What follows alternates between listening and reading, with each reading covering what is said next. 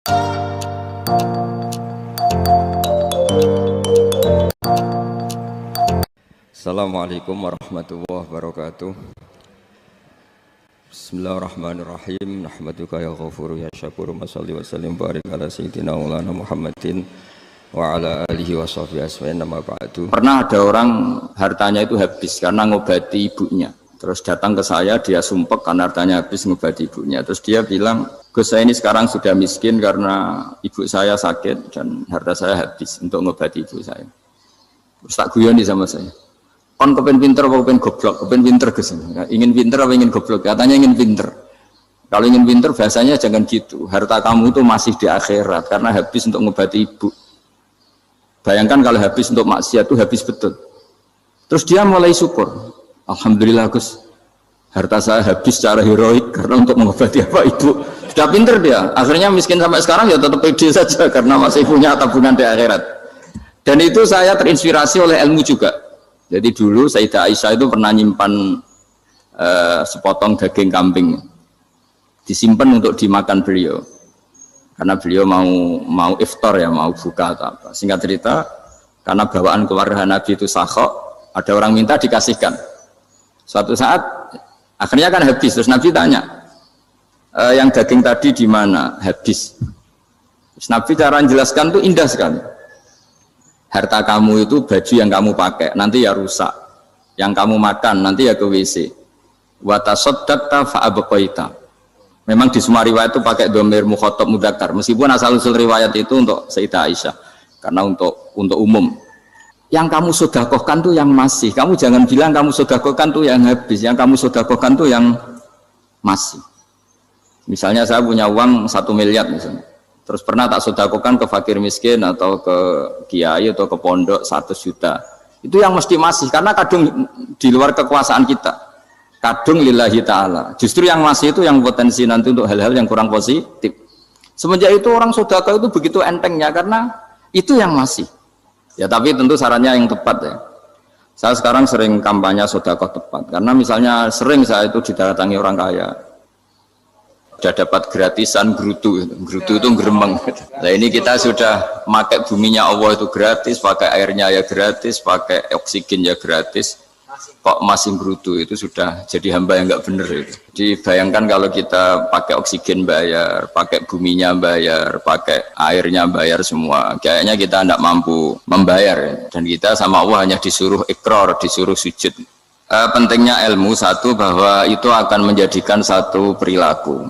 Misalnya begini ya, dulu itu kiai-kiai Jawa zaman dulu itu berpatokan karena dulu pemerintahan Hindia Belanda, seorang lagi masih pemerintahan Hindia Belanda. Itu dalil yang sering diutarakan itu sebaik-baiknya umara itu yang datang ke ulama, terus sejelek-jeleknya ulama itu yang datang ke umara. Tapi semenjak pemerintahan Indonesia dan kemudian ditandai beberapa tokoh kayak Gus Wahid putra Kiai Hasyim jadi Menteri Agama, ada Gus Wahib putra Kiai Wahab juga jadi Menteri Agama, ada Kiai Fathur Rahman keluarga Mbah Maimun, keluarga Sarang juga pernah jadi Menteri Agama. Kemudian bersamaan dengan itu dibangunlah satu pegangan ilmu. Pegangan ilmu ini penting karena ini yang mengilhami semua orang Islam, terutama ya utamanya ulamanya. Ada seorang ustadz, seorang guru ngaji yang karena melihat rata-rata penguasa itu zalim ya, datang ke Harun Ar-Rasyid. Ini perlu disemak, datang ke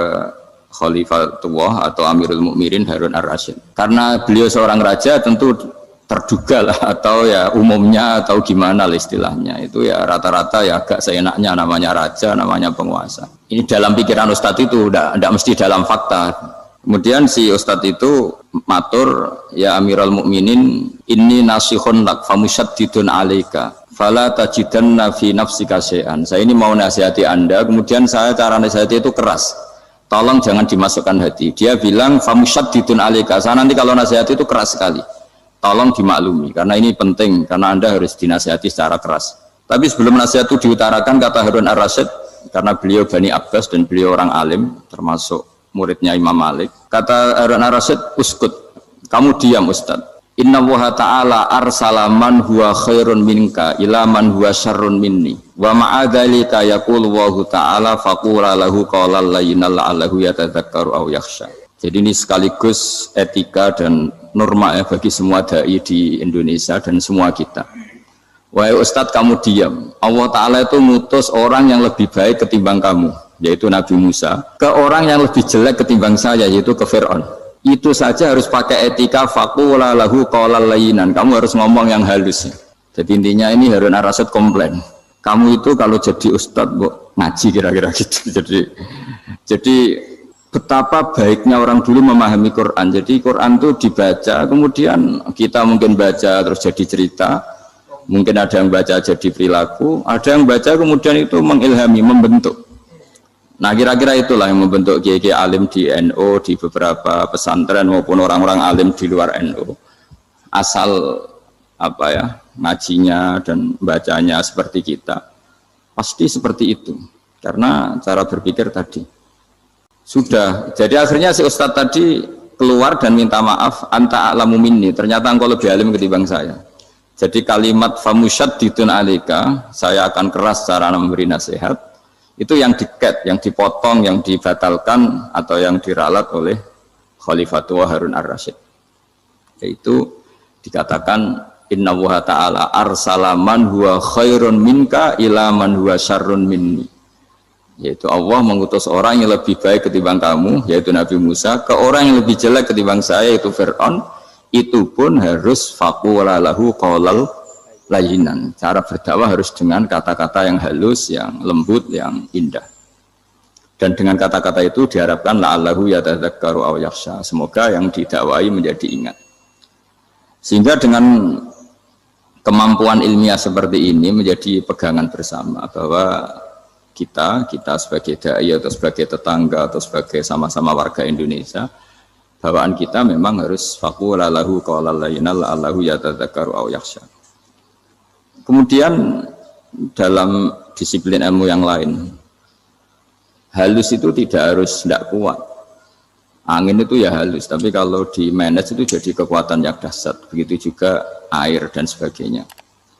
Sehingga tidak perlu khawatir terus kalau dakwah halus itu tidak punya efek yang signifikan. Tidak juga.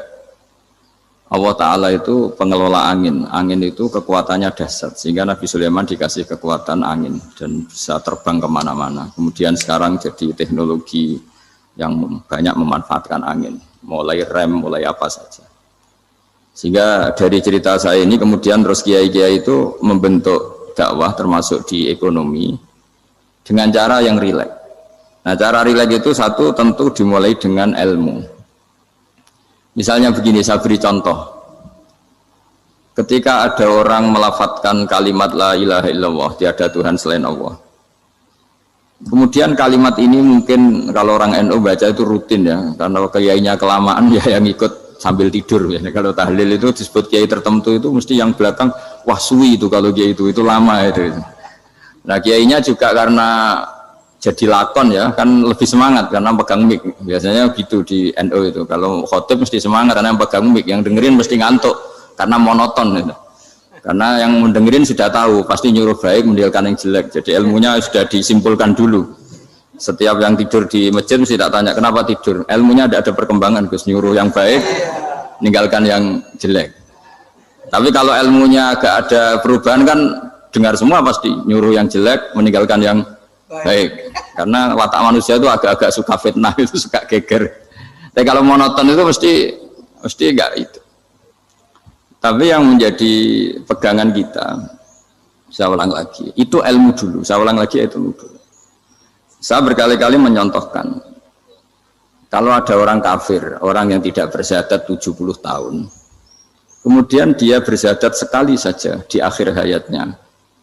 Itu kata Allah, qulil ladzina kafaru iyantahu yughfar lahum ma qad salaf. Katakan ke mereka yang kafir, jika dia mau bersyahadat, itu masa lalunya diampuni semua. Sehingga kedahsyatan kalimat ini luar biasa. Orang yang kafir 70 tahun saja, barokahnya la ilaha illallah ini, dosanya bisa diampuni semua. Nah kemudian karena ilmu ini tidak begitu populer atau kurang dipopulerkan, atau kita sendiri kurang menghayati, sehingga la ilaha illallah itu lebih dianalisis cara lafadz ini, pelafatannya ada sanadnya enggak ya gitu. Terus cara melafatkan bareng-bareng seperti itu ada tumpengan ini bid'ah enggak ya. Jadi pertanyaannya sudah tidak tentang keramatnya atau sakralnya atau fadilahnya la ilaha illallah, tapi sudah macam-macam. Wiridan cara seperti ini ada hadisnya enggak, legal enggak, terus ada sanadnya enggak. Jadi saya mohon semohon-mohonnya untuk teman-teman yang di Al-Iman itu harus ngaji ya. Ngaji itu nanti kamu tahu cara mandang sebuah ibadah atau perilaku atau apa sajalah tahu. Karena al-ilmu yurisul ahwal, ilmu itu bisa mengilhami cara pandang. Dulu yaitu saya ulang lagi, ketika zaman Hindia Belanda, karena pemerintahnya Hindia Belanda itu ulama-ulama keras sekali, sejelek-jeleknya ulama itu yang datang ke Umaro. Tapi setelah era Mbah Hashim, era sampai Mbah Maimun, itu mereka peduli sama Umaro, sama semuanya sama-sama warga Indonesia yang ingin melihat Indonesia yang lebih baik. Sehingga banyak, ya kakak saya sendiri pernah wakil bupati, terus putra Mbah Maimun wakil gubernur, ini teman saya Kiai Hafid ya bupati. Semenjak itu terus, dan itu nggak lepas dari cara pandang. Ya, itu cara pandang diantaranya adalah cerita tentang Nabi Musa yang Allah tetap peduli sama Fir'aun, sehingga tetap didakwai Nabi siapa? Musa. Dan posisi Musa datang bukan memanggil. Ya, cuma sampai sekarang tuh belum pernah ke kantor bupatinya Pak Hafid, karena kadang-kadang orang terus curiga mengajukan proposal, jadi agak repot. Ketemu bupati itu sialnya kiai kan mesti pikirannya orang bupati ini nyangoni, kiai ini disangoni itu. Itu terus kayak kita fakir miskin itu. Jadi makanya saya itu belum pernah datang. Tapi alhamdulillah karena beliau berambisi menjadi wa khairul umara mayatuna babal ulama. Jadi datang tapi sangat ambisius ingin mengalahkan ulama, karena dia kalau datang statusnya lebih tinggi. Ya tidak apa-apa, ini tawaduk tapi niatnya agak begitu tawaduk. Jadi saya sering ke Jakarta, tapi ya tadi jarang ya. Biasanya ngajarkan waktu hanya pas saja, tidak kurang tidak lebih. Biasanya ngajar di pondoknya Pak Kures itu di Baitul Quran ya. Hanya ngajar santri-santri itu. Nah, jadi pemahaman Quran dulu itu kata Imam Ghazali itu membaca Quran itu membaca, bukan bercerita. Kalau kamu membaca seperti ini, kunta qori'an, kamu pembaca. Pembaca itu yang mengambil pelajaran. Tapi kalau kamu hanya cerita, itu namanya kunta hakian. Sebenarnya Anda tidak membaca Quran, tukang cerita. Misalnya tadi, cerita Nabi Musa datang ke Fir'aun. Itu kalau kamu hanya cerita, wah dulu itu ada orang namanya Fir'aun, didakwai Nabi yang namanya Musa. Ya ini namanya tukang cerita. Kalau kamu pembaca tidak gitu. Betapa baiknya Allah, orang sengawur Fir'aun saja inginnya Allah masih ingin diselamatkan dengan mengutus Nabi Musa kekasihnya. Itu namanya kunta qori'an, kamu pembaca betul, bukan kunta hakian, kamu tukang cerita. Begitu juga seterusnya tentang Quran, ayat-ayat seterusnya. Sehingga yang diharapkan dari pembacaan Quran itu memang kita sebagai ahli baca, ahli mu'tabir ya, ahli yang ngambil pelajaran, bukan tukang apa? Cerita.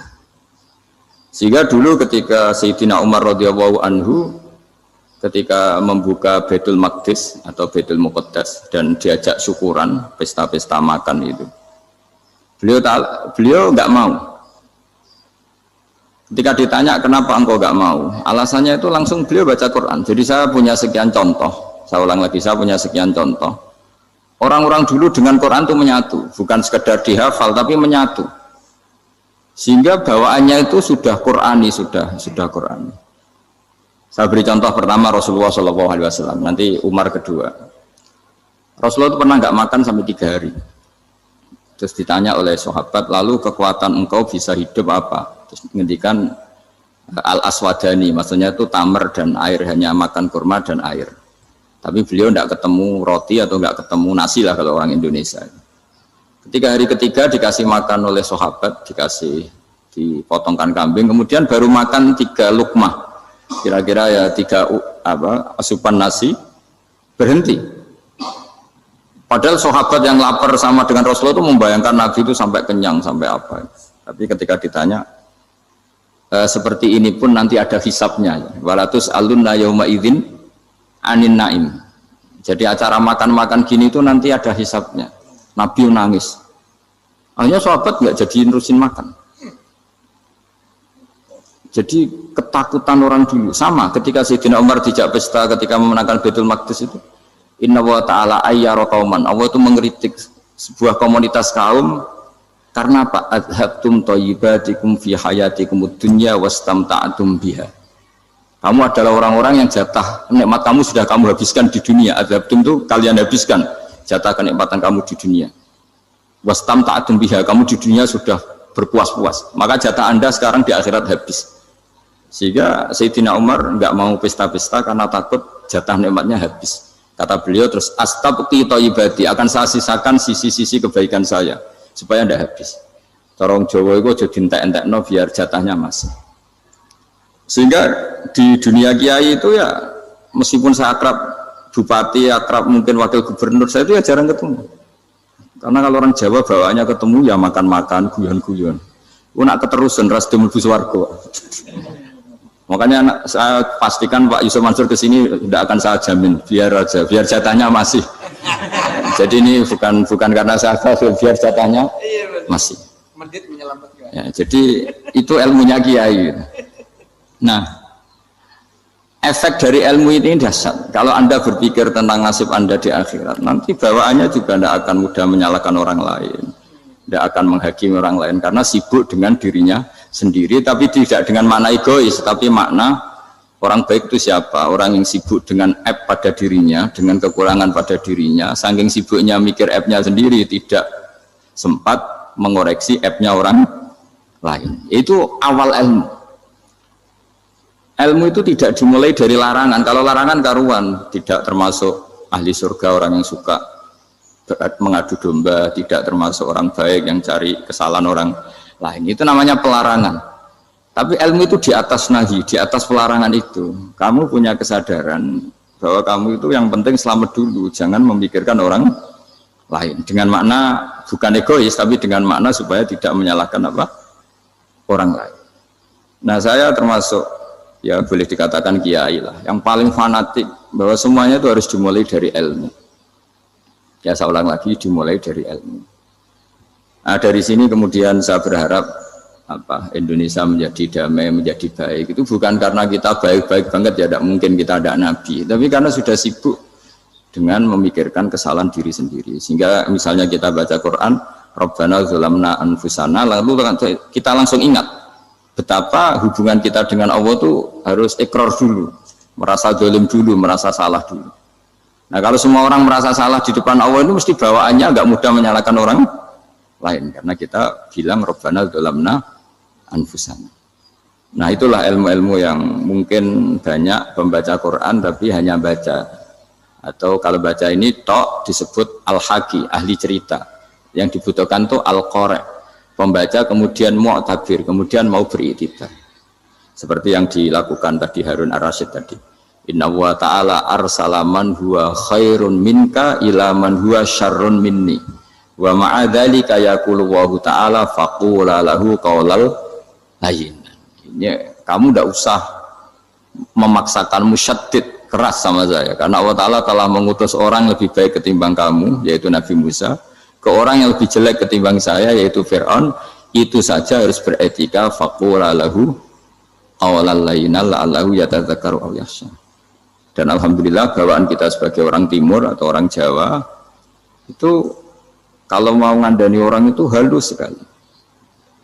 Di antara bentuk kehalusan kata-kata diceritakan di ayat lain ketika Nabi Musa ketemu Fir'aun. Dawuhnya begini, fakul apa itu yang di juz 30 yang juz 30 ini yang bagian dari, kan tadi hanya fakul lahu qaulal layyinan. Lahu qaulal layyinan itu bentuknya apa? Ya, bentuknya apa? Itu Nabi Musa disuruh ngendikan sama Fir'aun, apakah kamu mau saya nasihati? Fakul halaka ila antazakka. Halaka itu pilihan, hal itu istifham, laka itu otoritatif. Jadi betapa santonya kalimat itu, fakul halaka ila antazakka. Jadi kalau dimaknani model Pak Hafid, model saya ngaji di sarang itu, halaka onoto iku kedue sira, berhak bagi kamu, berhak bagi Anda, apakah Anda berhak loh mendapat nasihat supaya Anda jadi orang yang lebih baik. Halaka ila antazaka. Jadi tidak kalimat perintah, tapi kalimat pilihan. Apa engkau mau saya beri nasihat? Wahdiyaka ila rabbika fatakhsha. Dan saya beritahu kamu tentang Tuhan dan kemudian kamu menjadi orang yang baik, fatakhsha, orang yang punya khasyah, punya. Jadi kayak apa kalimatnya itu? Napa jenengan kerso? Itu kalau orang Jogja, orang-orang daerah-daerah yang berada nyugui tamu itu kan, ayo makan-makan. Itu kan kayak tamunya itu kelaparan. Masa Pak Yusuf Mansur kelaparan? Tidak mungkin kan? Masa Ustaz terkenal kelaparan kan? Tidak mungkin itu. Monggo, napa jenengan ngersakno? Karena bisa saja tamunya itu tidak kerso, mungkin karena darah tinggi, mungkin karena takut dianggap fakir miskin, macam-macam kan orang enggak. Itu kalimatnya itu halaka ila antazakka. Kayak apa indahnya dakwah. Halaka ila antazakka itu ada kata laka itu ya terserah jenengan mau enggak. Wa ahdiyaka ila rabbika fatakhsha. Nah, itu yang disebut membaca. Kunta qori'an la hakian. Anda benar-benar membaca Quran, bukan sekedar penceri. Nah, kemudian ini yang terakhir saya juga baru sebenarnya saya itu enggak pernah bilang sanggup itu, tapi Pak Ustadz Zakaria itu GR terus. Sampai tadi pagi itu saya belum tahu kalau ada acara ini. Ya karena saya kiai, jadi kalau kiai itu kan ingatnya sama Allah aja. Kalau sama manusia tuh rontok-rontok lali gitu. Itu bukan memaksa, ya memang lupa. Sejauh mana sih pentingnya manusia kan tidak penting cara ilmu tasawuf itu. Tapi karena ini titipan Rasulullah SAW terus menjadi penting kan. Dititipi umat ya jenengan itu yang ya sudah ngaji ngatur kiai ribet itu. Kiai ini biasa ngaji kan, kiainya yang ngatur, santri ini enggak. Pak Yai ngaji tanggal ini jam ini itu kan mengabaikan semua aktivitas kiai, padahal jam ini mungkin saya punya jam, mungkin jalan-jalan atau ngaji atau mutolaah atau munajat. Gara-gara Pak Zakaria ini kan terus Mas Tamam ini yang provokasi harus ngaji di jam ini, tema ini. Saya itu kalau ngaji ditentukan tema itu, ini memang saya agak keras di bab ini. Itu kayak ibarat gini loh, saya ini dokter, kemudian ada orang yang sakitnya itu jantung, terus bilang ke saya, Pak dokter sembuhkan kukul saya. Wong penyakit ekstrimnya itu jantung, kok bila disembuhkan apa? Kukul. Kan nggak penting, sembuh tidak sembuh, kukul itu kan nggak penting. Jerawat itu. Kiai itu tahu kesalahan paling fatal manusia itu akidah. Tapi kadang-kadang mintanya ilmu yang tidak akidah, yang nggak penting. Jadi kadang-kadang kiai itu ya digurui betul kalau di Indonesia. Misalnya ini tidak nyindir loh, memang marah betul ya, kalau di bab-bab seperti ini. Tapi ini biar jadi ilmu masif, ilmu yang general. Saya ulang lagi ya, Anda jadi dokter, tahu pasien Anda ini penyakit jantung kronis atau sudah fatal lah sudah. Terus orang itu bilang, Pak Yai, itu Pak dokter, tolong obati kulit saya supaya tidak jerawatan. Kamu bilang ini orang aneh enggak? Aneh kan? Nah, kiai juga gitu. Saya sering itu ada orang mau haji gitu, Gus doain saya jadi haji mabrur. Pernah belajar haji Pak? Dereng Gus. Mungkin enggak orang belum belajar nyupir terus kemudian minta didoain, Gus saya mau nyupir doain selamat. Nyupir aja enggak bisa kok minta doa selamat. Harusnya urutannya kan belajar dulu baru minta doa. Tapi kali ini aliman bener ngajaknya akidah dulu, ahli sunnah kan. Nah, itu bener karena akidah itu hal yang prinsip memang harus. Kalau kebetulan nggak bener taruh visi betul. Untungnya kalau temanya bener. Jadi saya mohon ke seluruh orang-orang yang mau ngaji ke kiai itu tema itu biar yang milih kiai supaya tahu prioritas yang harus benahin. Jangan tema yang kita yang milih, jangan-jangan tema yang kita pilih itu tidak mendesak atau tidak penting. Ini bukan apa, ini saking ingin baik saya ya, keinginan baik saya supaya dulu zaman sahabat ya gitu. Kalau ada pertanyaan salah sama Nabi dibenerin, cuma Nabi terlalu bijak, cara benerin tuh enak. Kalau saya karena tidak Nabi saja ya agak-agak kasar kan, kalau tidak Nabi tidak wajib bener terus, yang wajib bener terus itu Nabi. Saya beri contoh, ya. Nabi itu ngendikan tentang kiamat, kiamat itu dahsyat, mengerikan gini-gini. Kalau pikirannya orang kampung itu begini, Nabi ini aneh. Cerita kiamat dahsyat tapi nggak ada tanggalnya, ada tahunnya. Harusnya ada dong biar kita bisa persiapan. Sehingga Nabi disomasi di tengah-tengah khutbah itu, ya Rasulullah mata sa'ah. Nah, karena ini orang Bedui, Nabi nggak dengerin, masih ulang lagi. Mata sa'ah ya Rasulullah. Ketika Nabi mengabaikan itu ada dua kelompok sahabat, yang satu bilang lam yasma, Nabi tidak dengar sehingga mengabaikan. Yang kedua bilang sami'a wa kariha, Nabi sebenarnya mendengar tapi tidak berkenan. Tapi diulang lagi ketiganya, ya Rasulullah mata sa'ah. Akhirnya Nabi jawab, mau tidak mau, karena kalau enggak ya namanya orang Bedui ngomong terus. Nabi balik tanya, ya karena cara berpikir dia kalau kiamat itu jelas kapannya kan bisa persiapan itu. Paling enggak pas mau kiamat terus pas ngaji Quran, apa kan bisa persiapan itu. Akhirnya Nabi balik tanya, ma'atatalaha. Kalau kamu berani tanya kiamat, lalu persiapan kamu apa? Ya, terus orang itu bilang masyhur itu, ma'atatulaha kabira sholatin wala siyamin wala kadza wa kadza walakinni uhibbuka. Saya sebenarnya tidak punya persiapan ya Rasulullah, cuma persiapan banyak puasa ya enggak, banyak sholat enggak, tapi saya mencintai engkau. Masyhur itu jadi hadis paling legenda, almar'u ma'aman ahabba. Sebagian disebut anta ma'aman ahbabta. Ini kata semua sahabat yang di masjid. Si Bedui ini orang paling dibenci sahabat karena mengganggu Nabi saat khutbah. Tapi akhirnya ini menjadi orang paling dicintai sahabat karena barokahnya itu hadis itu keluar secara terbuka. Almar'u ma'aman ahabba. Sebagian riwayat yuhsyarul mar'u ma'aman ahabba. Nanti orang akan sowan sama Allah bersama orang yang mereka cintai. Nah, itu sahabat-sahabat fama farihu ba'dal Islam farahahum biadal hadis. Mereka tidak pernah senang setelah masuk Islam sesenang hadis ini. Karena kita tidak perlu soleh-soleh banget, cukup nyintai orang apa? Soleh gitu. Makanya saya sekali bilang itu ya, kadang-kadang saya jadi orang alim itu ya rugi. Ruginya tadi. Misalnya untuk menjadi orang alim kan harus hafal Quran, ngaji Bukhari, Muslim, Ikhya. Ternyata pengumuman kedua orang nggak bisa apa-apa. Gelombang kedua para pecinta, waduh, itu kan repot ya. Jadi kita yang jadi orang alim susahnya bukan main, ternyata disaingi pengumuman kedua dan para pecintanya. Wah itu kan akhirnya ketemu orang-orang nggak jelas tadi. Nah itu ya termasuk farah dalam Islam, farhatul aibin. Jadi seneng itu di Islam itu ibadah. Ya kul bi fadlillah wa bi rahmati fa bidzalika falyafrahu. Seneng itu diperintahkan Allah. Saya tuh sering di kamar, kadang itu nyun sewu kayak gatelan gitu, apa itu. Ya agak kukur-kukur terus merengut saja malu. Malu saya itu dilihat Allah kok kayak agak ridho itu malu. Ya kayak tadi lah, kamu dikasih rumah gratis, kemudian pas yang ngasih datang kamu kelihatan cemberut, itu yang ngasih kan mangkel. Jadi dikasih gratis masih cemberut. Sama hubungan kita dengan Allah itu semuanya dikasih gratis. Makanya tabassum, senyum itu ibadah. Kita yang nekuni ilmu hadis. Betapa hebatnya Nabi ngendikan, kalau kamu tidak bisa ibadah yang berat-berat, cukup ibadah senyum. Kadang ngendikan tol kauti wajin, kamu cukup berwajah yang indah, yang menyenangkan. Tabassum, senyum. Kalau kamu tidak bisa membalas jasanya orang yang ngasih, minimal kamu senyum, minimal kamu kelihatan seneng. Gitu. Makanya seneng itu sudah ibadah. Dan sekarang orang untuk seneng aja susah. Karena bawaannya nuntut orang lain supaya kayak keinginan dia, bawaannya nuntut, ya ribet, kalau gitu ya ribet.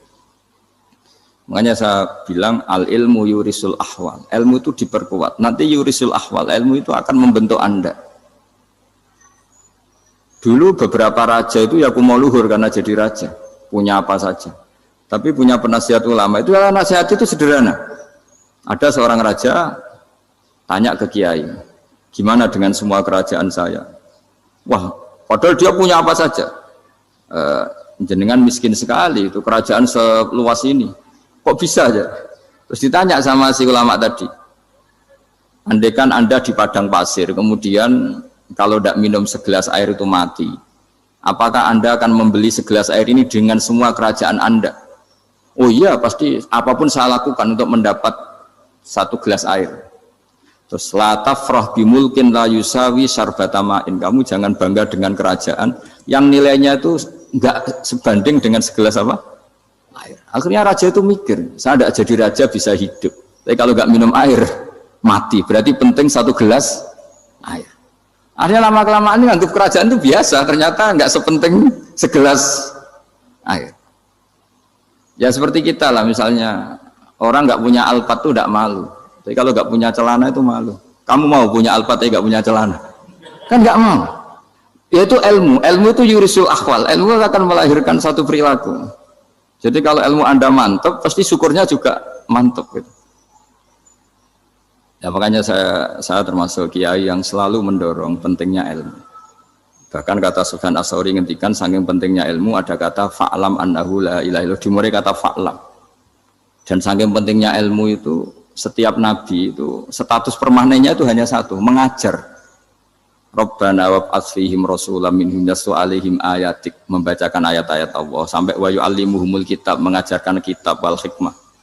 Bahkan Allah sendiri wasofa dzatahul aliyah bi annahu al muallim. Yaitu Allah ngendikan Ar-Rahmanu 'allamal Qur'an. Jadi betapa hebatnya pengajar. Allah sendiri mensifati dirinya itu Ar-Rahmanu 'allamal Qur'an. Allah itu Maha Rahman yang mengajarkan Quran. Di surat Iqra juga disebutkan Iqra wa rabbukal akram alladzi 'allama bil qalam. Jadi Allah mensifati dirinya sebagai pengajar. Kayak apa pentingnya mengajar? Karena al-ilmu yurisul ahwal. Ilmu ini melahirkan satu sikap. Pernah ada orang hartanya itu habis karena ngobati ibunya. Terus datang ke saya, dia sumpek karena hartanya habis ngobati ibunya. Terus dia bilang, Gus, saya ini sekarang sudah miskin karena ibu saya sakit dan harta saya habis untuk ngobati ibu saya. Terus tak guyoni sama saya. Kon kepen pinter apa kepen goblok? Kepen pinter Gus. Ingin pinter apa ingin goblok? Katanya ingin pinter. Kalau ingin pinter bahasanya jangan gitu. Harta kamu itu masih di akhirat karena habis untuk ngobati ibu. Bayangkan kalau habis untuk maksiat itu habis betul. Terus dia mulai syukur. Alhamdulillah Gus, harta saya habis secara heroik karena untuk mengobati apa ibu. Sudah pinter dia. Akhirnya miskin sampai sekarang ya tetap pede saja karena masih punya tabungan di akhirat. Dan itu saya terinspirasi oleh ilmu juga. Jadi dulu Sayyidah Aisyah itu pernah nyimpan sepotong daging kambing, disimpan untuk dimakan beliau. Karena beliau mau iftar ya, mau buka atau apa. Singkat cerita, karena bawaan keluarga Nabi itu sakhok, ada orang minta dikasihkan. Suatu saat, akhirnya kan habis. Terus Nabi tanya, yang daging tadi di mana? Habis. Terus Nabi cara menjelaskan itu indah sekali. Harta kamu itu baju yang kamu pakai, nanti ya rusak. Yang kamu makan, nanti ya ke WC. Wa tasaddaqta fa abqaita. Memang di semua riwayat itu pakai dhamir mukhatab mudzakkar. Meskipun asal-usul riwayat itu untuk Sayyidah Aisyah, karena untuk umum. Yang kamu sedekahkan tuh yang masih. Kamu jangan bilang kamu sedekahkan tuh yang habis. Yang kamu sedekahkan tuh yang masih. Misalnya saya punya uang 1 miliar misalnya. Terus pernah tak sedekahkan ke fakir miskin atau ke kiai atau ke pondok 100 juta. Itu yang mesti masih karena kadung di luar kekuasaan kita. Kadung lillahi ta'ala. Justru yang masih itu yang potensi nanti untuk hal-hal yang kurang positif. Semenjak itu orang sedekah itu begitu entengnya karena itu yang masih. Ya tapi tentu sarannya yang tepat ya. Saya sekarang sering kampanye sedekah tepat karena misalnya sering saya itu didatangi orang kaya. Gus, saya ini punya uang banyak, ingin punya masjid biar dipakai orang Jumatan. Terus saya bilang, kamu ingin jadi orang baik betul apa baik versi Anda? Baik betul Gus. Tak ajarin mau, gak tersinggung, mau Gus.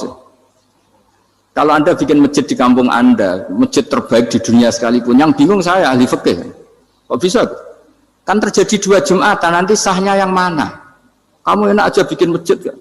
Kamu bikin masalah baru bagi kiai fikih di daerah kamu. Belum nanti orang terus migrasi ke masjid Anda karena lebih baik, koriknya lebih baik. Kamu membunuh masjid yang lebih tua, itu nggak sopan sekali, masjid itu sudah lebih tua kamu. Akhirnya mikir. Nggak usah Gus kalau gitu, sedekah apa saja yang penting perintah dengan gimana ya sudah.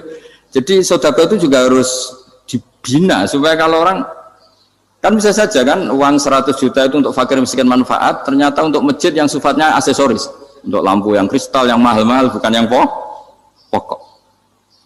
Itu pentingnya ngaji ya. Jadi lagi-lagi al-ilmu yurisul ahwal. Ilmu itu melahirkan satu sikap.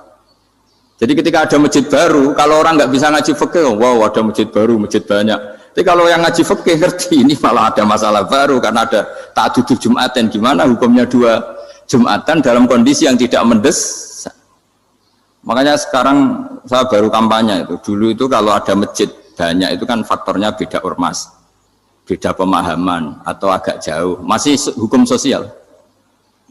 Atau bawaan kondisi, misalnya di dekat UGM itu ada masjid kampung pertama, bawaan masjid karena ada kantor besar, atau bawaan ada pabrik besar, atau ada sekolahan besar.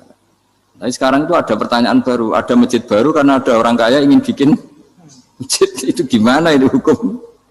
Nah, tapi kalau orang tidak nekuni fikih itu ya langsung wah bagus untuk bangun masjid. Bagus piye gini sing kangelan memfikihkan tadi. Nah itu ilmu. Jadi kalau yang tidak nekuni fikih itu ya tidak tersiksa, tapi yang nekuni fikih itu pasti tersiksa karena seperti itu tadi. Ya jadi saya mohon di antara cara kita dakwah secara damai itu dimulai dari Robbana Zolamna Anfusana. Itu dipakai Nabi, di redaksinya diganti dengan makna supaya kita per individu matur Allah, apa ini zulam tu nafsi zulman kabiron katsiran. Nah, bawaannya orang mengaku zalim, mengaku salah itu kan sudah tidak sempat mikir salahnya orang apa lain. Dan dari sini kemudian dia jadi orang yang tawadhu, yang ubudiyah, yang macam-macam. Sehingga Nabi ini bukan dianggap ya, pasti penjelas terbaik. Terus Allah meredaksikan wa ma tuqaddimu li anfusikum min khairin tajiduhu indallah. Apa saja kebaikan yang kamu sudah berikan untuk Allah sampai akhirat itu ya pasti kamu temukan di akhirat. Terus yang terakhir saya beri contoh orang peminta-minta, sa'il.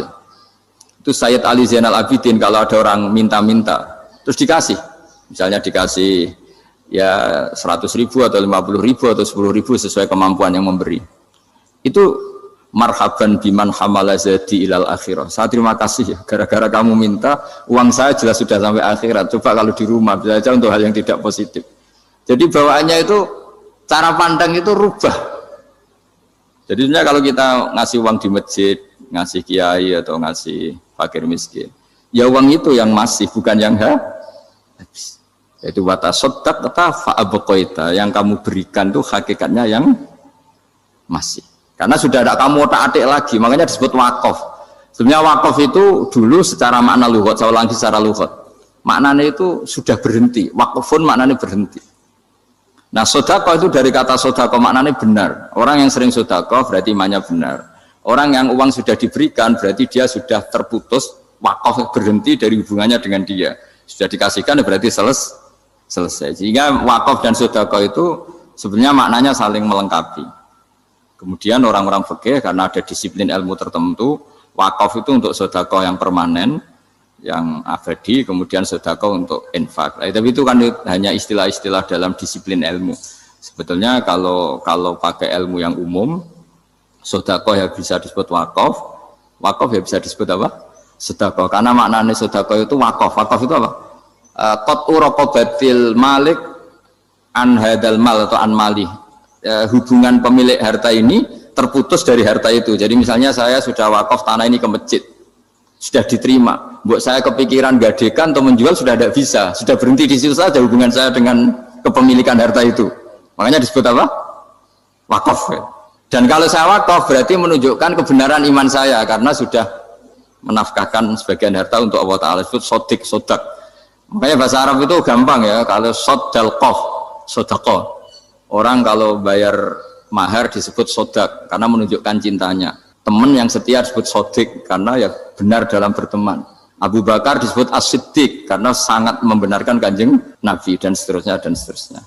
Jadi begini ya, kalau dalam fikih Islam, misalnya ini ada di beberapa literatur fikih, di semua fikih, baik mazhab Syafi'i, Hanafi, Hambali, di semua kitab fikih. Misalnya ada orang mau masuk Islam, terus konsultasi sama ustadz atau sama kiai, Pak saya mau masuk Islam, kamu nggak boleh ngambil sikap monggo ngeteh dulu, itu tidak boleh. Atau apalagi jajak ngobrol dulu, karena 5 menit kita mempersilahkan ngopi dulu itu artinya dianggap kita membiarkan dia dalam keadaan kafir 5 menit, dan kita dianggap ikut tanggung jawab. Sehingga di bab, ada ulama yang ngebabkan itu sampai di bab murtad. Termasuk murtad adalah orang yang dimintai mensyahadatkan non muslim kemudian disuruh ngopi dulu atau ngeteh, karena dianggap pembiaran sekian menit masih berstatus kafir.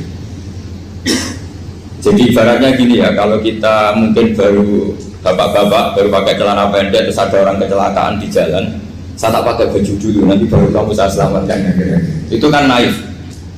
Kalau begitu saja naif, apalagi orang yang kafir kemudian pas mau minta disyahadatkan kita bilang monggo mandi-mandi dulu, ngeteh-ngeteh dulu, berarti ada pembiaran sekian menit, dia masih berstatus kafir. Artinya begini, kalau dia saat itu kok dimatikan oleh Israel berarti mati dalam status kafir, dan kita ikut tanggung jawab karena harusnya bisa Islam andai kan kita mensyahadatkan saat itu juga.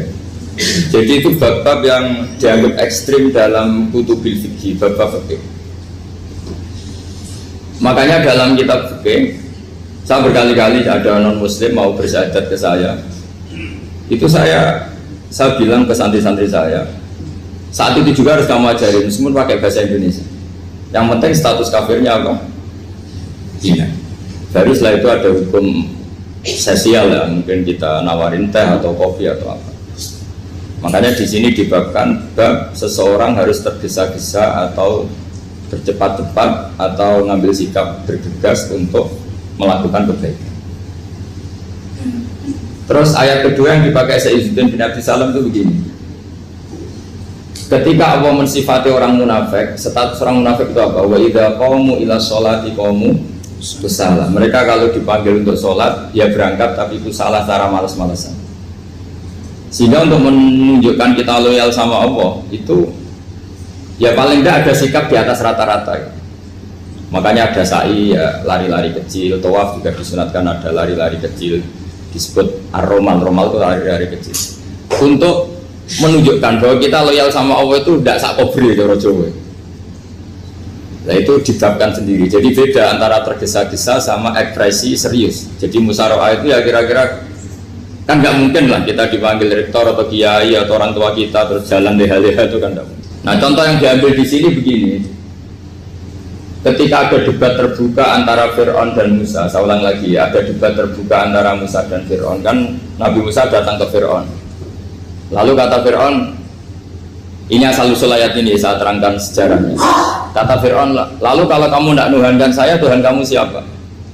Terus kata Musa, Rabbus samawati wal ardi, yang nuhani langit dan bumi. Fir'aun masih berkelit.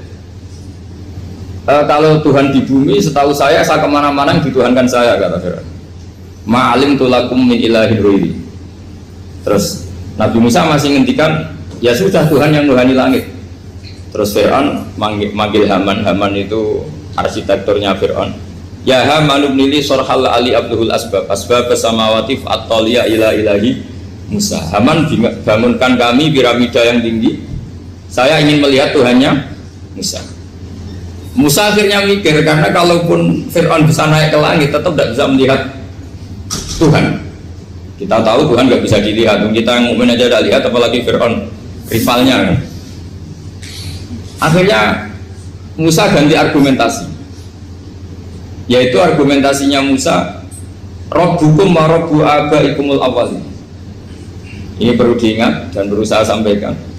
Yang nuhani kamu dan yang menuhani leluhur kamu, itu sangat memukul Fir'aun.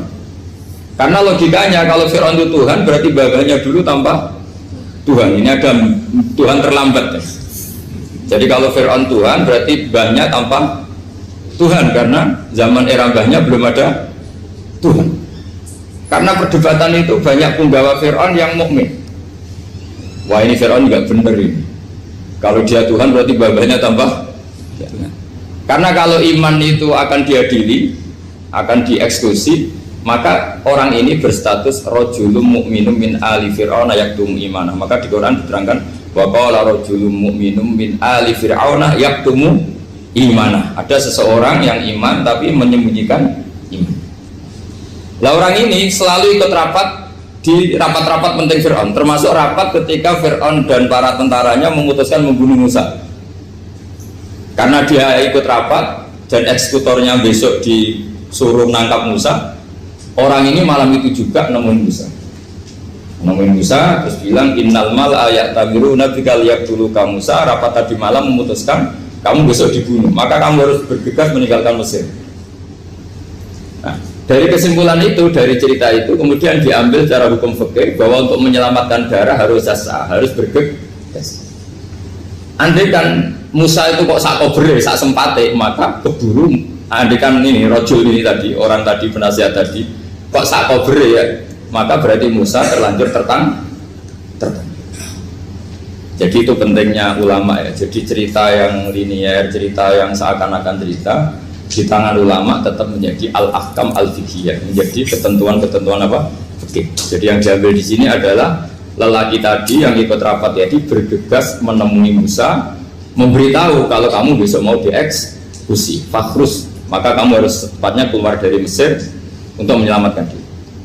Terus oleh Saizuddin bin Abi Salam dibabkan bab harus tergesa-gesa menyelamatkan darahnya orang apa? Islam.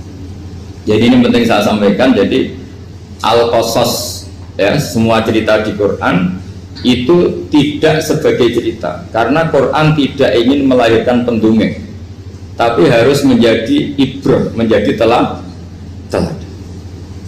Jadi makanya terus di kitab-kitab ulumul Quran diterangkan Al-Qasas, ya, beberapa cerita di Quran adalah semuanya menjadi ketentuan fikih. Saya ulang lagi ya, semua cerita yang ada di Quran itu menjadi ketentuan fikih, meskipun alurnya apa? Cerita. Kayak tadi kan alurnya cerita bahwa lelaki ini bergegas nemui Musa supaya Musa cepat keluar dari Mesir. Terus dibabkan babul musaroah ila musifid. Saya teruskan. Wa kama la ra'ayna ma yaqtulu musliman law tabtu alaihi la qatalahu fal musaroah ila takhrisihi min wajibatun. Idlaisal unatu mahmudatan fi kulli syai'in falaha mawatin tuhmadu fiha wa mawatin tutammu fiha wa kadzalika al-musara'a wal lain wal dhulta wa ghairuhuma. Terus cara berpikir ulama, saya pernah baca dalam satu sejarah ulama besar namanya Sufyan Ats-Tsauri. Sufyan Ats-Tsauri itu menjadi wali itu gara-gara kalau sholat di masjid itu beliau datang sebelum azan. Saya ulang lagi, beliau datang sebelum azan. Ditanya, kenapa kalau kamu datang sebelum azan? Saya ini gak ingin jadi hamba yang buruk. Hamba yang buruk atau pembantu yang buruk adalah setempe nunggu dipanggil. Misalnya kita tahu majikan kita pasti manggil jam 7. Kemudian jam 7 itu Anda masih ngopi, masih tata-tata, itu kan tidak menghormati majikan. Harusnya kamu setempe di jam yang saat itu pasti majikan Anda memanggil. Kata beliau, saya tidak ingin seperti pembantu yang buruk. Datang nunggu apa? Dipanggil. Jadi itu ada beberapa spirit, ya, atau inspirasi dari aturan-aturan mahabbah. Sebab itu ketika Allah kritik orang munafik, wa idza qamu ila sholati qamu kusala, ketika dipanggil sholat mereka datang bermalas-malasan. Karena tidak ada cintanya sama Allah, maka datang berlambat-lambat. Nah, berarti kalau ekspresi cinta mengharuskan kita datang bercepat. Makanya dalam istilah lain di Quran ini termasuk balaghatul Quran. Di juz 25 itu istilah menuju Allah itu fafirru ilallah. Kita tahu firar itu maknanya lari apa jalan biasa? Lari. Jadi untuk mengekspresikan mahabbah kita, kangen kita pada Allah, cara bahasa Arab isak kita, berontok kita sama Allah, tidak diistilahkan jalan tapi fafirru ilallah, harus bergegas berjalan. Begitu seterusnya. Maka kalau ada orang Islam, terus ini konsekuensi hukum. Ada non muslim minta, Pak Bah, saya tolong ajarkan syahadat. Nggak boleh saya bilang gini, monggo ke dalam dulu. Padahal perjalanan ke rumah saya misalnya setengah jam, nggak boleh. Saat itu meskipun sambil berdiri-diri harus kita tauhidkan. Kamu yakinnya Allah itu satu, Tuhan Allah, harus. Karena kalau ada perjalanan ke rumah 5 menit terus dia kecelakaan, belum syahadat, statusnya mati apa? Kafir. Dan kita ikut terlibat karena sebetulnya bisa mengislamkan saat itu juga. Analoginya kayak tadi ya, orang kecelakaan di jalan karena kita pakai celana pendek, contoh Syria saya tak pakai baju dulu, habis itu diludes truk. Itu kan kita ikut salah karena kita yang punya kesempatan. Tentu yang disalahkan yang punya kesempatan, karena merubah status dari potensi keludes truk menjadi sama sekali gak potensi keludes truk dengan kita inggirkan, meskipun kita dalam keadaan tidak ideal. Sama orang kafir yang mau masuk Islam itu umumnya kiai-kiai kan kadang sebagian disuruh mandi dulu, itu salah sebetulnya. Itu salah sekali, sangat salah. Apalagi nunggu seremonial di masjid, nunggal tokoh-tokoh, itu bujutnya salah. Itu gak cuma salah, bujutnya salah. Jadi salah yang akut. Itu salah besar ya. Kalau seremonial monggo, tapi kalau mengislamkannya harus saat itu. Apalagi ya seremonial seminggu lagi nunggu tokoh terkenal, nunggu disyuting dulu, wah itu perilaku so, itu bukan mengislamkan itu. Makanya kita yang sebagai peneliti fikih itu kadang itu enggak serg gitu. Masa mau Islam nunggu di masjid dulu, di syuting dan tokoh-tokoh, itu salah. Itu sama dia kamu lihat orang kecelakaan mau menyelamatkan, ini ada wartawan enggak ya? Minta di syuting dulu, sedang mati ini. Jadi kita normal saja dalam Islam, sesuatu yang mendesak, yang emergensi ya perlakuannya harus cepat. Sehingga dibabkan faslun fil musarohah ila nusifid fitima. Jadi ada beberapa contoh di Quran memang aturannya seperti itu. Makanya semua redaksi Quran tentang menuju Allah diredakseno fafirru ilah. Makanya di tawaf ada ekspresi romal, jalan agak cepat. Di sa'i juga ada momen-momen kita harus romal, berjalan cepat. Di beberapa aturan juga seperti itu. Ya saya ulang lagi, di beberapa aturan Islam juga seperti itu. Nah sekarang efek di hukum haji. Saya banyak baca literatur haji. Haji dalam aturan Islam itu wujuban tarofian, wajib yang tidak langsung mendesak. Kemudian semenjak ada fakta kita harus nunggu, daftar tunggu, itu kita sebagai ahli fikih itu gampang. Misalnya gini, saya umur 20 punya uang, sekarang berapa daftar? 25 juta ya. Saya umur 20 punya uang 25 juta. Saya jomblo misalnya, ya butuh nikah, ya butuh macam-macam. Itu wajib daftar haji apa enggak? Karena kalaupun daftar nunggu 20 tahun. Nah sekarang kalau ada orang umur 50 tahun punya uang 25 juta, menurut Anda wajib daftar saat itu apa enggak? Mau daftar saja bisa game gitu. Jadi kalau misalnya umur 50 ditambah 25 kan 75. Itu kalau orang sumpah sudah cepat mati itu. Maka itu menjadi pertanyaan, apakah fikih ini kita rubah? Karena dulu kan orang itu longgar semua. Karena haji zaman Nabi pun tidak langsung dilakukan saat pertama diwajibkannya haji. Jadi Nabi punya sisi unik. Pertama ada tahun diwajibkannya haji, Nabi tidak langsung haji. Sebab itu ulama berkesimpulan kalau wajibnya haji tidak langsung. Maka fikih itu memang unik. Sholat juga gitu. Ada istilah begini dalam sholat. Watajibu sholat ala kulli muslimin wujuban muwassa'an. Di semua kitab fikih takbirnya seperti itu redaksinya.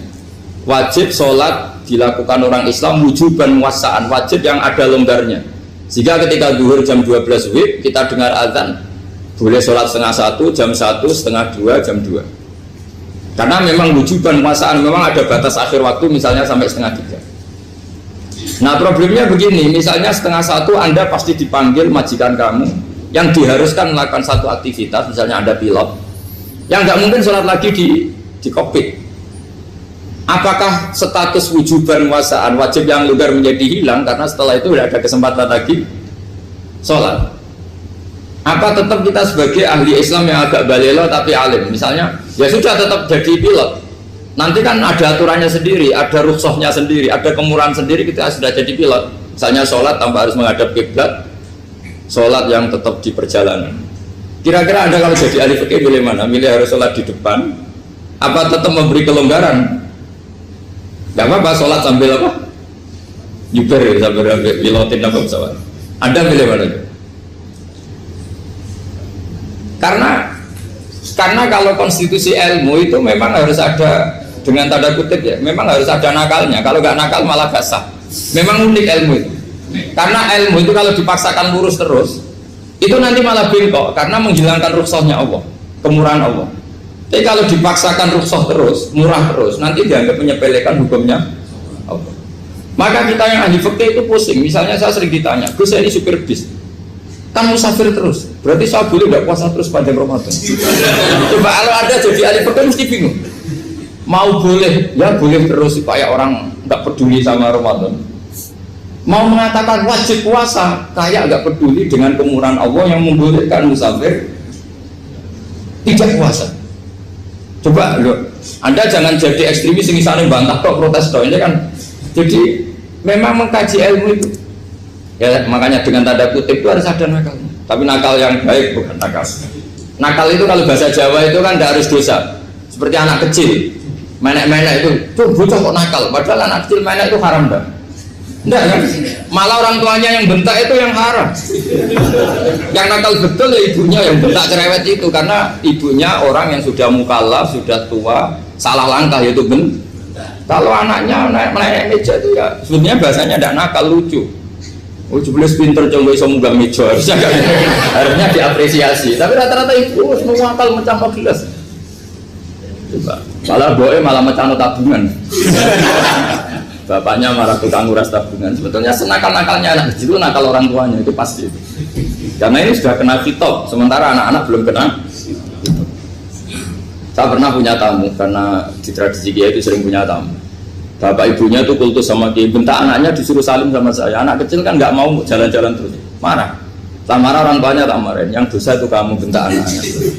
Kalau anak kecil itu kena diskon rufi al-qalamu ansalasin, di antara aturan Islam apa? Tidak ada keharusan bagi 3 orang. 1 anak kecil sampai balik, 2 orang tidur sampai bangun, 3 orang gila.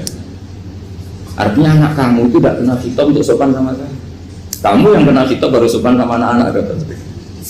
Nah ini ada Jawa itu kadang keliru. Jadi orang tua itu marah-marah memaksakan anaknya sopan. Padahal Allah memberi diskon anak kecil itu belum wajib sopan. Nggak apa-apa ada tamu naik-naik gitu. Asal masih anak kecil.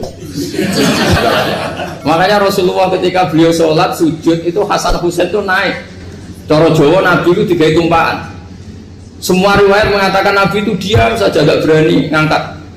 Sampai sahabat itu ada yang ngomong, ini Nabi sujud lama sekali ada apa? Jadi kita punya riwayat itu ya baru kayak sahabat yang agak nakal. Semuanya itu sujud, tapi bareng di atas rata-rata ada sahabat yang belakang ngomong, siapa tuh ini sujudnya kok lama? Barokahnya itu ditemukan riwayat, oh ono putune. Karena Hasan itu naik di atas punggungnya apa? Nabi itu andaikan tidak ada yang ngomong, riwayat ini tidak ditemukan.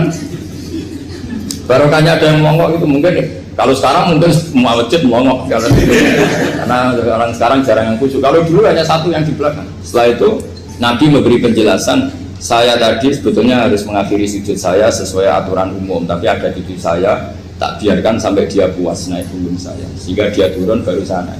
Filosofinya apa? Begini, anak kecil 1 udah kena kitab, 2 jangan sampai sholat itu jadi problem. Kalau Nabi nyentak Hasan membentak, putu lono bae sholat kok diganggu, maka sholat menjadi trauma. Gara-gara sholat bahasa bentak saya. Lama-lama anak ini trauma dengan sholat karena dianggap problem. Makanya saya termasuk kiai nggak berpendapat anak kecil nggak boleh di masjid. Sering kan anak kecil di masjid ayat khutbah rame. Saya termasuk setuju tetap boleh. Kalau dibentak di masjid maka dia trauma dengan masjid. Bangsa ke masjid dibentak. Lagi pula kadang-kadang orang tuh gaya-gayaan toh. Wah rame orang khutbah rame nih. Padahal kalau nggak diramein anak-anak malah udah tidur. Kita kan tidak bisa menjamin kalau perilaku kita lebih baik gitu. Mendingan kan anak-anak main di masjid dibanding di karaoke kan. Jadi kan, lah ini maksudnya saya, ini fikih ya. Fikih itu wilayahnya, makanya jadi ahli fikih itu susah-susah gampang. Jangan hanya berpikir protes dengan ketentuan fikih, mengkaji yang sebanyak-banyaknya. Itu tadi. Misalnya Anda seorang supir permanen, supir bis terutama. Kalau truk kan bisa leha-leha, kalau bis kan apa ada deadline-nya ya waktu, seperti bis jurusan Surabaya Semarang. Saya kan sering naik bis jurusan Surabaya Semarang. Kadang-kadang supirnya melihat saya tanya, Gus saya ini supir, saya ini Ramadan itu gimana ya? Ya saya sudah ngerti setengah nakal, dan senengnya dijawab rasa poso ya saya tahu. Tapi masalahnya secara fikih kalau kamu mengatakan kamu harus puasa terus, kamu melanggar konstitusi ilmu. Memang musafir punya diskon? Boleh tidak puasa. Pertanyaannya, bayarnya kapan? Mau Syawal ya nyupir lagi, Zulhijjah ya nyupir lagi, nanti sampai Ramadan ya. Nah terus, ya pas kamu cuti, biasanya cutinya pas sakit, boleh diskon lagi karena sakit. Coba. Nah, andai kan ada jadi ahli fikih milik zaman. Lu kalau orangnya soleh terus kayak ustadz-ustadz di sini kayak dosen UI kan, masa dosen UI Universitas Islam nggak Islami kan nggak mungkin. Mungkin memilih poso kan. Masalahnya ini kan hukum untuk orang kebanyakan, nggak boleh hukum musuh gak kuat. Sahur jam 3:30, ngombe vitamin pokoknya harus kuat. Itu udah hukum, itu saran. Hukum itu beda dengan saran. Hukum itu hanya berbicara musafir itu boleh stop. Kalau saran memang boleh, ya usahakan kamu makan 3:30 pas fit, terus kalau ngumpir selesai jam 10 nanti istirahat. Memangnya majikan bisa ngatur jamnya? Itu fikih. Maka menjadi perdebatan yang namanya pergi itu apa? Menurut Imam Syafi'i pergi itu ya dari rumahnya ke tempat yang asing yang tidak wilayahnya namanya pergi. Menurut Imam Ahmad bin Hanbal enggak. Pergi itu tidak kerja. Jadi orang yang supir yang seperti itu namanya tidak pergi tapi kerja. Tanyakan ke publik, misalnya jenengan ke UI Istri kamu atau suami kamu ditanya, istri kamu kemana? Kira-kira jawabnya bilang pergi jalan-jalan apa bilang kerja? Kerja. Makanya kata Imam Ahmad bin Hanbal, mudi musafar atau orang yang berprofesi, yang profesinya memang harus pergi, kayak traveling atau supir, maka itu namanya tidak pergi, namanya itu kerja. Karena apa? Sekali distatuskan pergi, maka ikut status yang dikatakan Allah dan Rasul, dapat diskon, boleh tidak puasa. Maka terus kita debat tentang definisi. Nah, definisi ini penting karena yang menjadikan hukum rubah itu definisi. Misalnya gini, mbak ini ngaji saya, statusnya kalau pakai status saya ajnabi, orang lain bapak ajnabiyah, maka hukumnya saya melihat bapak ini haram karena statusnya ajnabi melihat ajnabiyah yang tidak mahram. Tapi kalau di fikih itu ada statusnya. Antara lelaki boleh muwajahah sama perempuan adalah satu untuk belajar, dua untuk muamalah, tiga untuk kesaksian, empat untuk pengobatan. Itu kan ada pengecualian. Sehingga statusnya sekarang Mbak itu belajar, apa ini melihat Gus Bah atau Gus Bah itu mengajar atau gimana, itu statusnya bisa rubah. Makanya kalau sebetulnya kalau kita marung di warung misalnya Padang, kita nggak pilah-pilah, kebetulan pelayannya perempuan itu masih bisa dipilah secara fikih. Saya muamalah marung, cuma kebetulan penjaganya. Tapi masalahnya Papa ini punya daftar penjaga yang cantik, itu masalah. Maka pertanyaannya itu marung ke situ demi marung apa demi melihat? Tidak jawab saja. Demi marung apa demi melihat? Kalau demi marung sepakat yang penjaga yang sangar-sangar juga banyak. Akhirnya kalau demi makan, penjaga yang cowok kan banyak. Kalau demi melihat, berarti yang dihitung kan niatnya. Berarti karena muamalah apa karena melihat? Melihat. Itu status. Jadi makanya kalau mudi musafar itu namanya orang pergi atau orang kerja? Orang kerja. Maka menurut pikirannya Imam Ahmad bin Hanbal seperti itu harus puasa karena dia adalah pekerja, bukan musafir. Lalu dalam masalah jumlah 3 hari misalnya, kalau dalam fikih kita, nggak saya kenapa ngomong fikih terus ya, karena banyak yang melupakan fikih. Jenengan pergi haji, zaman Nabi haji itu jamak dan qashar terus. Padahal hajinya Nabi itu, haji itu minimal kan berapa hari minimal itu? 9, 10, 11, 12. Sebenarnya haji itu minimal hanya 4 hari. Karena 13 Dzulhijjah bisa nafar apa? Awal. Kalau nafar awal berarti nggak ada kewajiban nafar sani. Berarti yang wajib betul kan 9, tanggal 9 wukuf di Arafah, terus 10 biasanya ifadah sama balang jumroh apa? Akobah, terus 11, 12 itu kan sudah boleh cabut karena apa? Nafar apa? Awal. Berarti nggak usah nafar apa? Sani. Berarti hanya berapa? 4. Tapi Nabi haji di Mekah Madinah itu sampai 40 hari karena perjalanan. Pertanyaannya, ketika Nabi menjamak dan mengqashar itu cara Imam Syafi'i lis safar. Karena Nabi orang Madinah datang ke Mekah dengan jarak 460 kilo, maka Nabi boleh jamak dan qashar. Jadi pikiran Imam Syafi'i, jamaknya Nabi itu lis safar karena pergi. Cara pikiran Imam Malik enggak, jawabnya Nabi itu lin nusuk. Nabi menjamak sholat itu karena melakukan ibadah haji. Efeknya adalah orang Mekah kalau haji itu cara Imam Malik meskipun jaraknya dekat boleh apa? Boleh apa? Qashar, boleh jamak qashar. Lalu terus ada pertanyaan fikih lagi. Lalu jamak qashar itu karena pergi apa karena masyaqqah? Karena repot. Coba kalau sampean kira-kira jawab. Misalnya kita orang kaya bawa uang 1 miliar, naiknya Alphard, ada supirnya, ada ajudannya, pergi di jarak 100 kilo. Masyarakatnya kan tidak ada sama sekali, apalagi di tol kebetulan nggak macet. Kira-kira boleh jamak nggak? Boleh, Gus, karena pergi, tapi kan nggak ada repotnya sama sekali. Dibanding misalnya yang ngebis bawa beras 1 pintal gitu, udah gitu suruhan orang lagi kan pusing. Maka fikih ini untuk memberi hukum itu, kalau fikih itu menstatuskan dulu. Ini orang boleh jamak itu karena masyaqqah apa karena safar.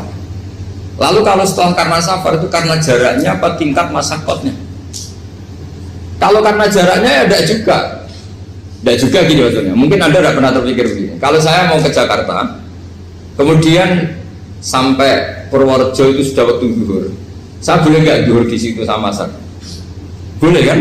Padahal perjalanan saya belum capek. Artinya nunggu boleh jamak itu setelah kita menempuh jarak itu apa menuju, sedang menuju dan niat. Sedang menuju dan niat. Misalnya saya mau ke Jakarta, saya orang Sleman mau ke Jakarta, itu sampai mana itu Magelang itu sudah boleh jamak kan? Boleh kan?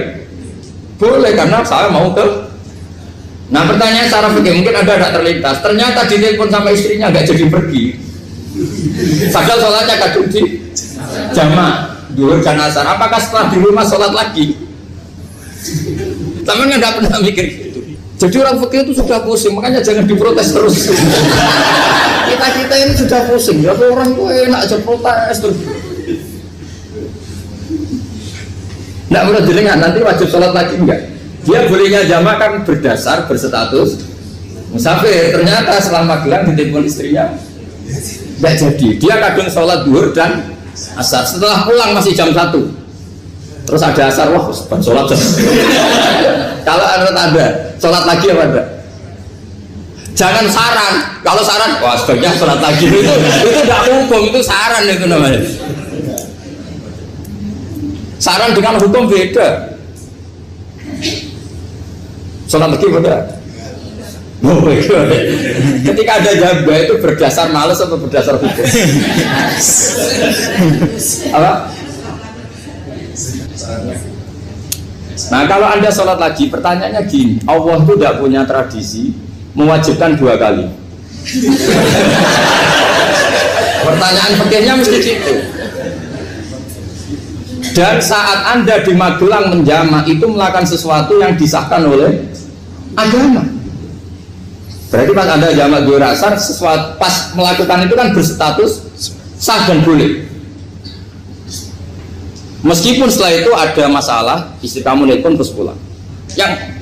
Tapi pas itu kan sudah dinyatakan oleh malaikat sah, Anda sudah duhur dan asar. Kalau melihat itu tidak wajib mengulang. Tapi bisa saja malaikat ada yang usil. Itu sah karena Anda berstatus musafir. Berhubung status Anda hilang, maka poin Anda sudah sholat juga hilang. Kamu milih fikih yang mana? Jadi peneliti fikih itu beda dengan orang-orang yang dengarin protes.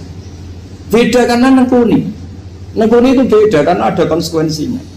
Makanya fikih itu sampai saya punya kitab fikih itu dikarang satu orang itu jumlahnya 20 jilid, per jilid itu segini. Jadi satu meja ini dikarang satu orang.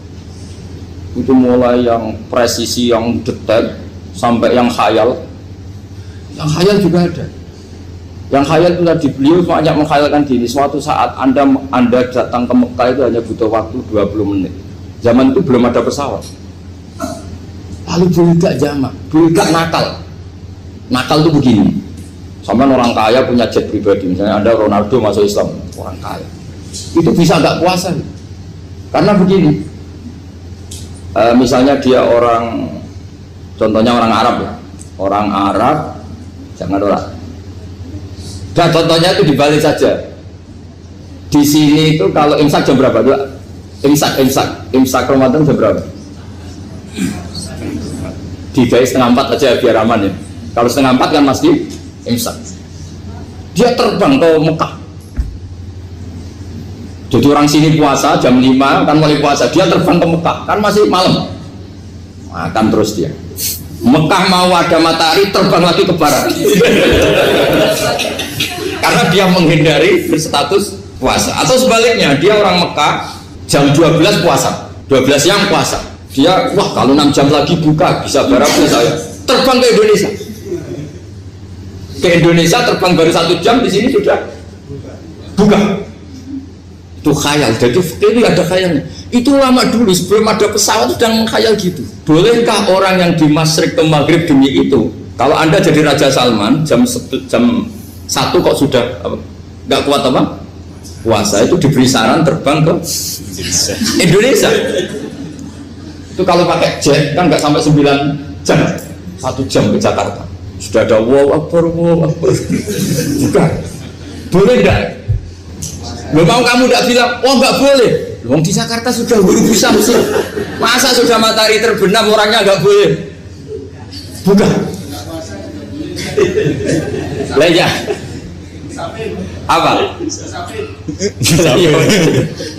Kalau resikonya gini, sampean mungkin nggak mikir. Resikonya gini, kalau dia berstatus musafir, bolehnya buka karena musafir. Pertanyaannya dia wajib bayar. Kan musafir bolehnya kodok nanti harus bayar, tapi kalau dia buka normal kan bayar. Beda, efek pakainya beda. Sampai jangan protes, Gus Baik gimana mau ngaji mana tidak sedang fikir. Ini kan ngajinya para dosen, para pegawai, jadi harusnya itu jadi mufti, ngaji untuk jadi mufti, bukan ngaji untuk mendengarkan. Jadi makanya saya mohon jangan sering protes sama ulama itu sudah pusing. Karena efek-efek hukum itu tidak gampang. Kayak tadi misalnya, kalau dia boleh buka atas nama musafir, resikonya wajib bayar. Masalahnya Raja Salman ini mau enggak? Dia inginnya. Maka pertanyaannya itu kitab yang milik saya tadi, yang 20 jilid tadi. Ulama itu mulai dulu sudah membayangkan bagaimana kalau suatu saat ada satu kendaraan. Kenapa ulama bisa membayangkan itu? Karena ada buruk. Meskipun mereka nggak numpak buruk, hanya Rasulullah, tapi kan bisa membayangkan ada toyil waktu. Waktu itu bisa dilipat. Karena ulama dulu ahli astronomi, jadi bumi itu bulatnya gini, muternya gini. Berarti suatu saat ada satu ilmu di mana orang ngambil satu posisi terus melewati toyul waktu, ngalami lintasan waktu. Mulai dulu itu sudah dibicarakan. Pertanyaannya lalu status orang ini kayak apa? Misalnya tadi orang Mekah ingin cepat buka terbang ke Indonesia. Orang Indonesia menghindari imsak, misalnya 3:30, dia belum sahur. Wah, kalau saya di Indonesia ini sifatnya sahur. Wah, saya tak terbang ke Mekah. Wah, enak kan terbang di Mekah ternyata masih jam 8. Wah, bisa makan sepuasnya jam 8 malam, maksudnya jam 20. Kan enak ya. Bar warak balik ke Indonesia terus jam 1 siang. Jam 1 siang kalau ini cepat buka terbang ke timur. Langsung buka. Berarti dia kira-kira masa aja 3 jam. Tapi terus ya mungkin kalau sampean tahu kok sudah repot-repot ngono tinggal turu blok sinetron kok buka dewe. Itu tidak hukum, saran itu namanya apa? Kalau hukum tetap tadi yang dikatakan puasa adalah imsak, mulai jam imsak sampai ghurubus. Lalu pertanyaannya lagi, ghurubus samsi sampai imsak itu konversi jam apa nyata-nyata ghurubus samsi? Kalau yang diliwati khatul istiwa itu nyata, fi'lan, kalau dalam bahasa Arab fi'lan awaqiyah. Tapi kalau Anda orang kutub, saya sering kirim-kiriman surat sama mufti-mufti yang ada di Timur Tengah, di Eropa, konsultasi maksudnya. Orang kutub itu kan tidak ada matahari, tidak ada apa-apa. Jika kalau Anda baca kitab di kutub, mesti Gus Bak ajaran pembohong. Misalnya orang kutub ngaji saya, kamu harus subuh sebelum matahari terbit. Sekali matahari terbit waktunya hilang. Duhur setelah matahari agak ke barat. Asar kalau matahari terbenam hilang waktunya. Terus mereka mesti bilang mataharinya di mana? Maka pertanyaannya, boleh gak mengkonversi waktu untuk orang kutub? Jadi misalnya pola umum subuh jam 4:30, berarti antara subuh dan qadha itu 1,5 jam. Subuh sama zuhur polanya berapa berarti? Kalau 4:30 sampai jam 12 itu 6 sama 7,5. Berarti ya kira-kira habis subuh nunggu 7,5 jam baru zuhur, nunggu 3 jam baru asar, nunggu 3 jam baru maghrib. Berarti waktu puasa kira-kira antara jam 4 sampai jam 6. Berarti berapa jam itu? 12 sama 2 14 jam. Oke, berarti orang kutub harus puasa 14 jam. Tidak bergantung waktu mata. Tapi ada lagi pertanyaan lucunya gini, lalu 14 jam Gus itu dimulai dari mana? Apa asal 14 jam? Apa harus ada konsensus setarnya? Masih ada PR lagi. Menurut kamu gimana? Ada konsensus setarnya dimulai jam 4 dini hari. Apa asal jumlahnya? Imsak 14 jam. Mikir lagi kan? Itu di Denmark itu ada satu musim di mana siang terus sampai sekian bulan. Siang terus sampai orang sana itu capek. Kenapa ada siang terus? Logikanya kan tadi bumi itu bulat-bulat. Saya juga belajar falak, astronomi. Kalau tepaan kamu di sisi yang barat agak utara atau agak selatan, matahari ini nentron terus.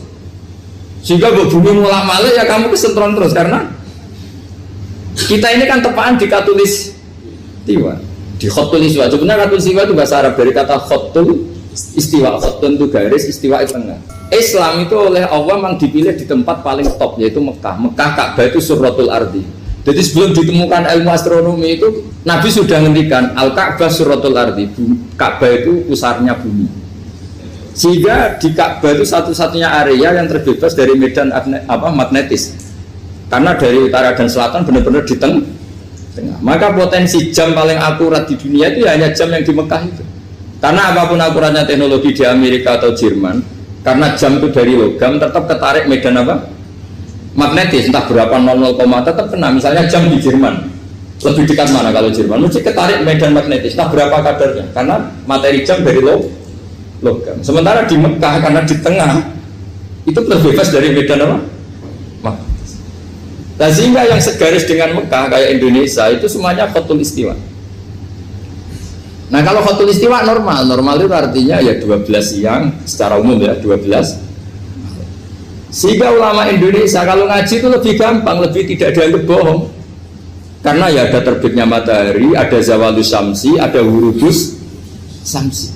Coba kalau kitab itu Anda baca di kutub utara sama kutub selatan, murid kamu bingung semua. Ini gimana Ustadz, tidak ada matahari kok semuanya diukur pakai matahari. Lalu pertanyaannya dikonversi kan? Pertanyaannya kalau dikonversi pakai apa gitu? Asal 14 jam apa harus sepakat dimulai jam berapa? Milih mana? Milih sepakat. Pertanyaannya kalau sepakat, ukurannya siapa yang jadi ahlul halli wal aqdi?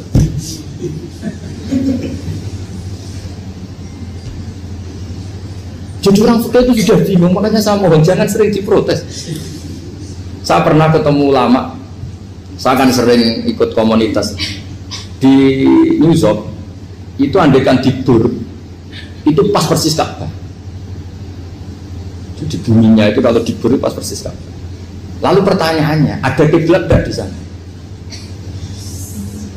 Ya bumi kan gini ya, kalau dalam bahasa falak itu ada rubuk namanya. Rubuk itu bumi yang sewaktu itu hanya yang seperempat. Ya bumi yang sewaktu itu hanya seperempat.